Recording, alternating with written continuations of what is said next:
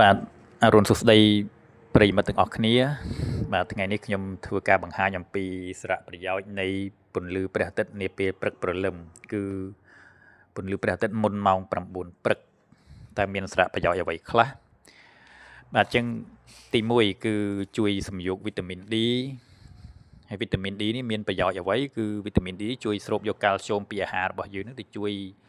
បាទពង្រឹងឆ្អឹងធ្មេញបាទហើយវីតាមីន D នេះក៏ជួយផលិតនៅកោសិកាបាទជំរុញដល់ការផលិតកោសិកាឈាមស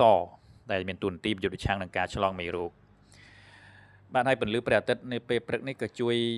បាទជំរុញឲ្យខួរក្បាលរបស់យើងបាទបញ្ចេញនៅអុកម៉ូនសេរ៉ូតូនីនដែលជាអុកម៉ូនបាទបង្កើននៅអារម្មណ៍រីករាយស្ងប់ស្ងាត់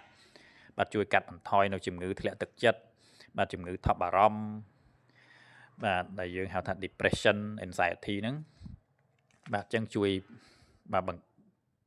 បញ្ចេញនៅអុកម៉ូនសេរ៉ូតូនីននេះធ្វើឲ្យយើងអារម្មណ៍រីករាយបាទស្រស់ស្រាយបាទហើយពន្លឺព្រះអាទិត្យនេះបាទក៏ជួយ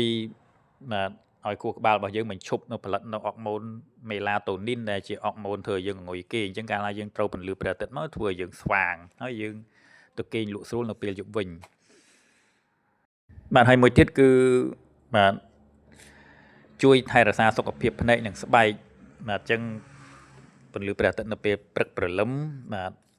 ព្រឹកព្រលឹមបញ្ជាក់ឲ្យម្ដងទៀតគឺនៅបាទជាពិសេសម៉ោង6 7ព្រឹកនេះបាទជួយឲ្យភ្នែករបស់យើងនឹងបាទកាត់បន្ថយពីហានិភ័យនៃជំងឺមញោប